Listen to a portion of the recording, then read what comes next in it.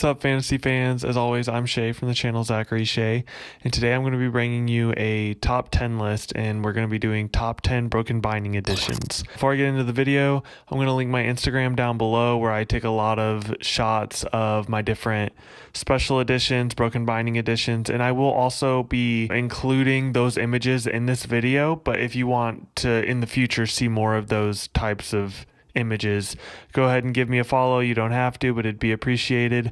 All right, so like many, I'm obsessed with buying Broken Binding editions. It started with them just doing books I love to me, then buying books I've never even heard of before just because their editions are so awesome. And this is going to be a list ranked on art, not based on my enjoyment of the book. It's based off the interior artwork, the design, the cover, the end paper, the sprayed edges or spreads as people call them. That being said, if I am emotionally invested in the book and I know what these art pieces mean, that means that it will probably have a little leg up on competition. This is my purely subjective opinion on the art, and whenever I have an emotional attachment to the story, it kind of elevates how I view the art. But anyway, at number 10, there's quite a few on this list that I have not read.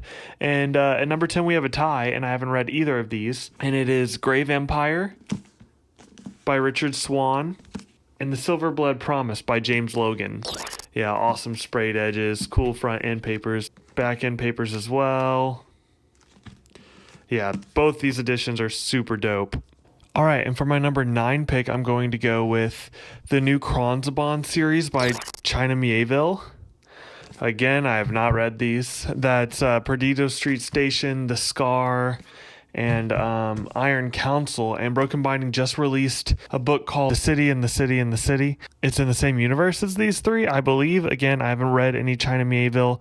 The only thing I've read by him is The Book of Elsewhere, which I absolutely adored. So in my number 8 spot, I'm going to have, this is the first series that I've been able to collect post my tier 2 subscription acceptance. I waited so long to get accepted into the tier 2, like probably took 2 years of me being on the wait list before I got into the tier 2 subscription. The first series that I've been able to collect as part of the subscription box and not as like resells was The Rook and the Rose. It's actually still coming out. This is book 1, Mask of Mirrors, and book 2 is The Liar's Knot. And book 3 is coming out, I believe, this month. And so keep your eyes peeled for an unboxing of that one.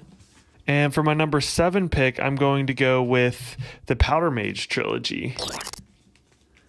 Yeah, dude, these are something else. Amazing artwork on these. Absolutely adore these covers, and the sprayed edges look amazing. The front and back end papers are awesome. Much like the previous entries on this list, I have not yet read Brian McClellan. I really want to read Powder Mage. I kind of like the whole Industrial Revolution Flintlock fantasy type of vibe. I don't know if this is similar, but I really enjoyed the Age of Madness series by Joe Abercrombie, and I like Norleska Groans by Michael R. Fletcher, so I do like that kind of industrial, So I plan to get to these at some point this year, but the same could be said for everything listed in this video, and there's not enough time for all of them, plus the other stuff I have planned.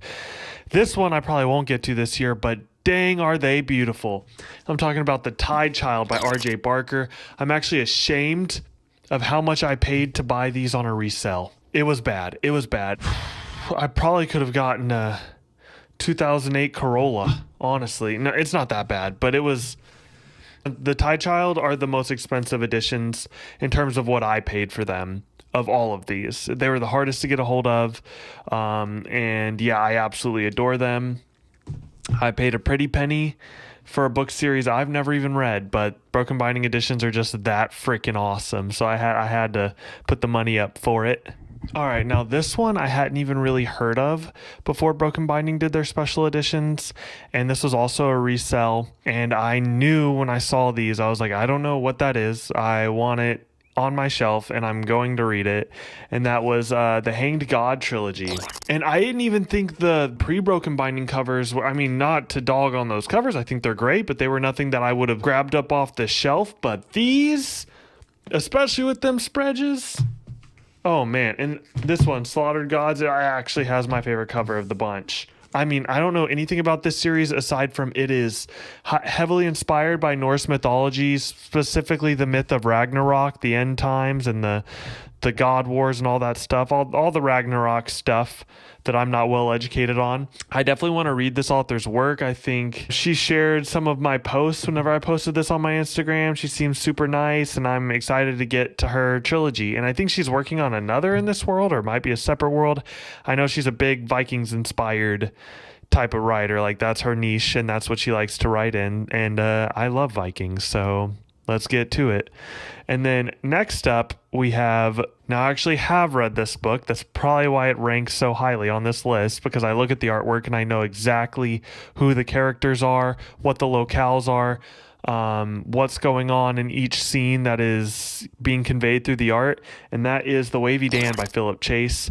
I actually just finished Prophet of Edan like last night, and I cannot wait for Broken Binding to make that edition. I think Philip Chase is an absolute genius, and I think Prophet of Edan completely outdid Wavy Dan. And I liked Wavy Dan, I really did, but Prophet of Edan just went to that next level. All right. Speaking of next level, now this isn't in the, I mean, it probably is in the writing department. I just haven't read it yet. I'm talking about the art department, though. This is one of my favorite authors ever. I have a tattoo from her first book, or not her first book, but the first book I've read by her, which was Sword of Kaigen.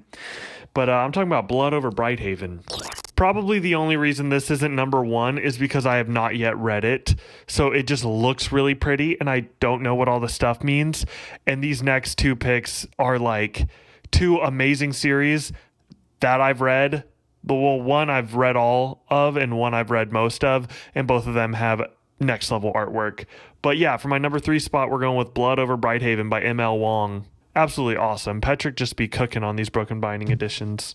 All right, for my number 2 pick, and oh boy, did Broken Binding cook. I'm talking about the Sun Eater series.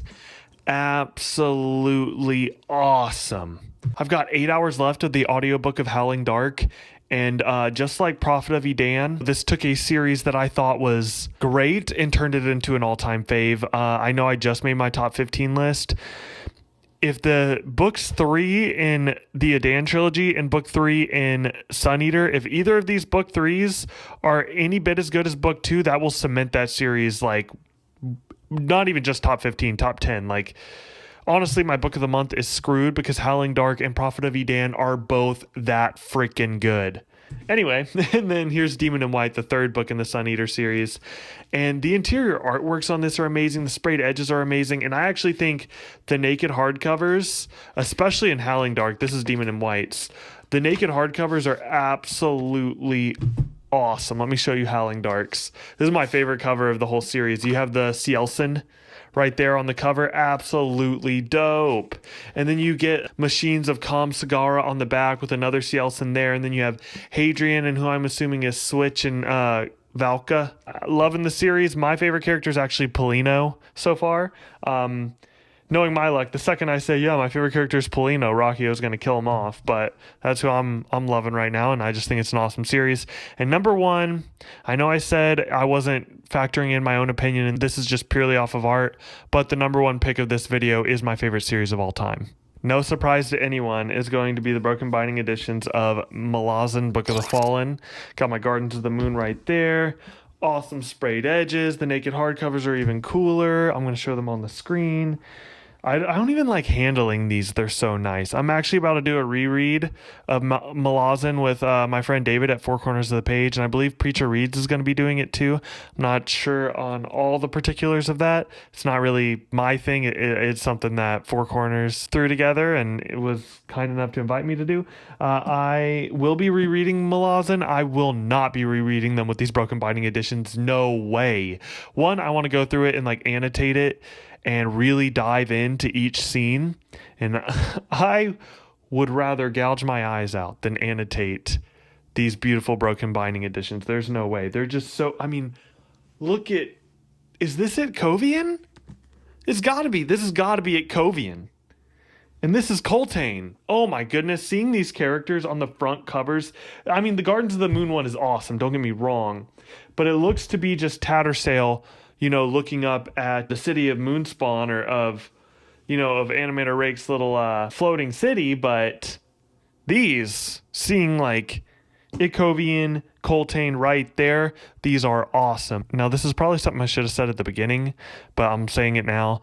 Obviously, if I don't own the book, it can't be in my top 10 broken binding editions, but some that definitely would have made the cut if I were able to get my hands on them. I'm still trying, but it's Gentlemen Bastards and Memory, Sorrow, and Thorn. Memory, Sorrow, and Thorn, I tried so hard to get my hands on, but people were charging like $600 for the resale a lot of the time. Like I said with Tide Child, like I'll pay a pretty penny if it's a pretty book, but I've just been doing a lot. I've been very busy and I've been spending money a lot on this channel, on different stuff, and I'm not paying $600 for Memory, Sorrow, and Thorn. I'm hoping, like they did with Powder Mage, Broken Binding might have some on the backlog. Can't wait to see. I think the next one's going to be the Rift War saga, Rift War Cycle, the Raymond Feist books, that first trilogy, which I'm excited to read that, and then I'm excited to read the Empire series because that's co-authored by one of my favorite authors of all time, which is Janny Wirtz. So I'm really excited to get into that. So let me know what y'all's favorite special editions are, Broken Binding, all that stuff.